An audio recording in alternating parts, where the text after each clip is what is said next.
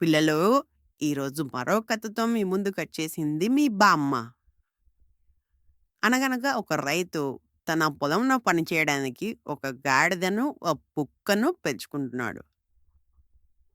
గాడిదేమో రైతు బరువులను మోసేది, కుక్కేమో ఇంటి దగ్గర కాపలా ఉండేది. ఆ 2 ఒకే చోట ఉన్న ఇద్దరి పనులు వేరువేరైనా మంచి స్నేహంగా ఉండేవి. ఒకరోజు రైతు తన పొలంలో బాగా పని చేసి వచ్చి భోజనం చేసి హాయిగా నిద్రపోయాడు. కుక్క కూడా అలసటతో నిద్రపోయింది. అదే సమయానికి ఒక దొంగ రైతు ఇంట్లోకి వచ్చాడు. దీన్ని గమనించిన గాడిద కుక్కను నిద్ర లేపడానికి ట్రై చేసింది. కానీ అది లేవలేకపోయింది. దీంతో గాడిద కాపలా పని తన కాతను ఊరుకోలేదు. గట్టిగా అరవడం మొదలుపెట్టింది. ఆ అరుపులకి రైతు నిద్ర లేచాడు. లేచి ఆ దొంగను తరిమి కొట్టాడు.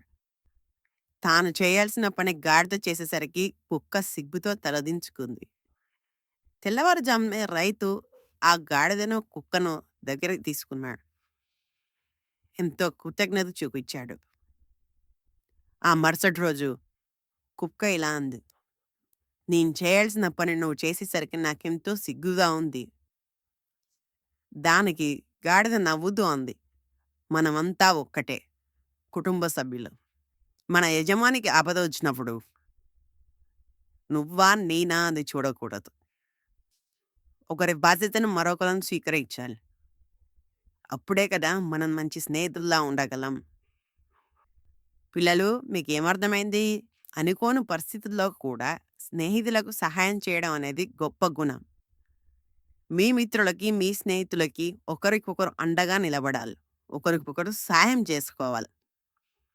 ఈరోజు ఈ బొమ్మ కథ నచ్చితే లైక్ చేసి సబ్స్క్రైబ్ చేయమని చెప్పండి. బాయ్. ఉంటాను.